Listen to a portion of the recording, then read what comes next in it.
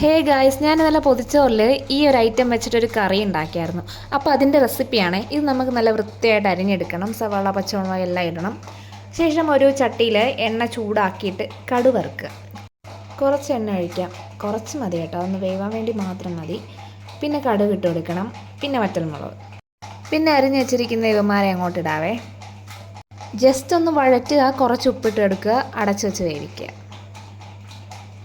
ആ എണ്ണയിൽ കിടന്ന് വെന്തതിന് ശേഷം നമുക്കിത് മഞ്ഞൾപ്പൊടി, മുളക് പൊടി ഇട്ട് കൊടുക്കാം. നന്നായിട്ട് മിക്സ് ചെയ്യാം.